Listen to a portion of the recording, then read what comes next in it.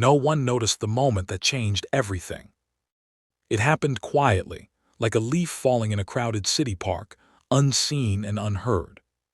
But that small moment carried the power to heal lives that had been breaking for years. Ethan Walker was used to being invisible. Every morning just before sunrise, he walked through Liberty Green Park in downtown Columbus, Ohio, holding the small hand of his 7-year-old daughter, Lily. The park was beautiful in the early light. Tall oak trees stood like patient guardians. Dew rested gently on the grass and pigeons fluttered near the benches, hopping for crumbs. Beyond the park, buses hissed as they stopped and started, carrying people toward busy lives that never slowed down. Ethan moved carefully, as if trying not to disturb the world. He was a veteran, a former Army medic, a single father, and a man carrying more weight than anyone could see. After losing his wife to illness 3 years earlier, Ethan's life had narrowed to two things: survival and his daughter. The military pension barely covered rent. His old sedan coughed every time he turned the key. Some nights, he skipped dinner so Lily wouldn't notice how thin the cupboards had become. But he never complained. Every afternoon after Lily's school, they returned to the park. Lily loved it there. She would run toward the fountain, her laughter bouncing off stone paths and flower beds. Ethan usually sat on the same wooden bench, worn smooth by time, watching her with quiet gratitude. That bench had become his place to breathe. One autumn evening, as the sky turned soft orange and gold, Ethan noticed someone new near the bus stop at the edge of the park. A young woman sat on the cold concrete, hugging her knees. Her coat was thin. Her face was pale. A small backpack rested beside her, as if it held everything she owned. People passed her without slowing down. A city bus pulled up, doors opening with a tired sigh. She didn't move. When the bus left, she was still there, staring at the ground. Ethan felt something tighten in his chest. He told himself to stay seated. He didn't have extra money. He didn't have spare time. Life had taught him how quickly kindness could cost you. But then he saw Lily. She had stopped playing. She stood a few steps away from the woman, holding her stuffed rabbit, eyes full of quiet concern. "Daddy," Lily said softly, "is she okay?" That question reached a place in Ethan he tried hard to protect. He remembered battlefield nights, kneeling beside wounded soldiers, offering comfort when he had nothing else left to give. He remembered promising himself he would never stop being that man. Ethan stood up. He approached slowly, not wanting to frighten the woman. Up close, he could see she was younger than he first thought. Early 20s, maybe. Her hands trembled slightly. "Hi," Ethan said gently. "My name, Ethan. Are you all right?" She hesitated, then shook her head. "My name is Maria," she whispered. "I missed my last bus. I don't have anywhere to go tonight." Her voice cracked on the last word. Ethan looked at the darkening sky. Cold air was settling in. The streetlights flickered on, one by one, casting long shadows across the park. He reached into his pocket and pulled out the folded bills he'd planned to use for groceries. He didn't count them. He already knew how little there was. "Please," he said, placing the money gently beside her. "There's a diner across the street. It's warm. They'll let you sit there for a while." Maria's eyes filled with tears. "I can't take this," she said. Ethan smiled faintly.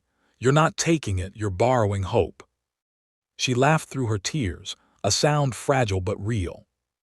As Ethan walked back to Lily, he felt lighter, even though his pockets were now empty. He didn't know it yet, but something far greater than money had just been set in motion. And the miracle had only begun. That night, Ethan lay awake listening to the hum of traffic outside their small apartment. A distant helicopter passed overhead, its steady rhythm reminding him of nights long ago, when the sky meant danger instead of distance. He wondered if he'd made a mistake. The next morning he skipped breakfast. Lily noticed, of course. She always did. "Daddy," she said, "you can have half my toast." Ethan smiled and took a bite, pretending it was enough. Days passed. Life returned to its tight routine: school drop-offs, job applications, long walks through Liberty Green Park. Ethan tried not to think about Maria, hoping she was safe somewhere. Then one afternoon, something unexpected happened. As Ethan sat on his bench watching Lily chase falling leaves, a sleek black car pulled up near the park entrance. It looked out of place among buses and bicycles. The door opened, and a well-dressed woman stepped out. She walked straight toward him. "Ethan Walker?" she asked. He stood up slowly, unsure. "Yes." The woman smiled warmly. "My name is Rachel Collins. I've been looking for you." Ethan felt his stomach tighten. "Why?" Rachel glanced toward Lily, then back at Ethan. "Because you helped my sister." Ethan's breath caught. "Maria." Rachel nodded. "She told me everything, about the park, about the money, about how you didn't ask for anything in return." Rachel explained that Maria had been struggling after aging out of foster care. She'd been sleeping on friends' couches, then on the streets. That night in the park had been her breaking point. "Your kindness reminded her she mattered," Rachel said softly. "She called me for the first time in years." Rachel worked for a nonprofit that supported veterans and single parents. After hearing Maria's story, she felt compelled to meet the man who helped her sister when no one else did. "I don't usually do this," Rachel said, "but sometimes the right people cross paths for a reason." She offered Ethan a card, then another envelope. Inside was not just financial assistance but a job opportunity, a stable position with benefits, flexible hours, enough to breathe again. Ethan's hands shook as he read it. "I didn't help her for this," he said quietly. "I know," Rachel replied. "That's why you deserve it." Tears blurred Ethan's vision. Lily ran over, sensing the emotion. "Daddy, are you sad?" she asked.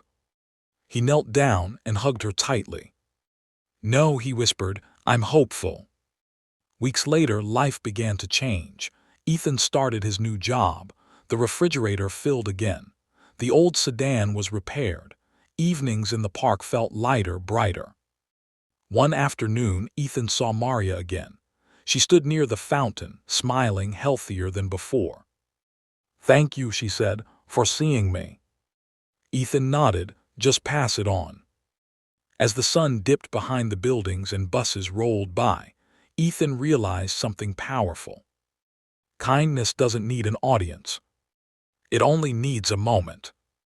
Life didn't suddenly become perfect.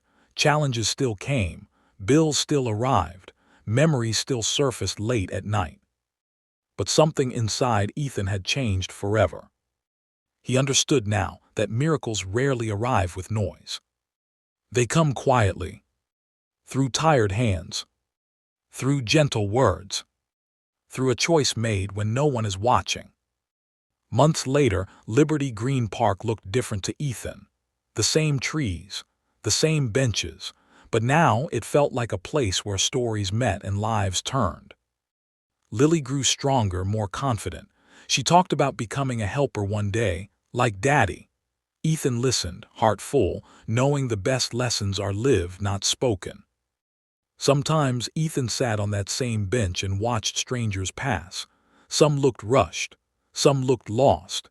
He wondered how many quiet battles walked past him every day.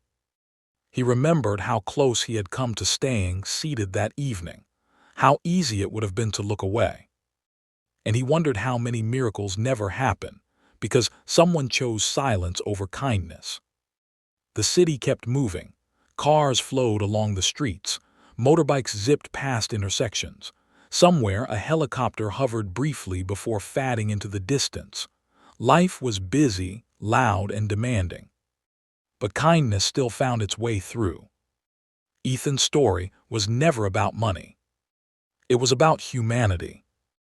It was about choosing compassion when life had already taken so much. It was about showing his daughter that even broken hearts can still give warmth. It was about proving that a single act, no matter how small, can echo further than we imagine. And maybe, just maybe, someone listening to this story is standing at their own quiet crossroads right now. A moment where you could look away or step forward. Dear viewers, if this story touched your heart, take a moment to share your thoughts in the comments. Your words might be the encouragement someone else needs today. Please like this video to help spread messages of hope.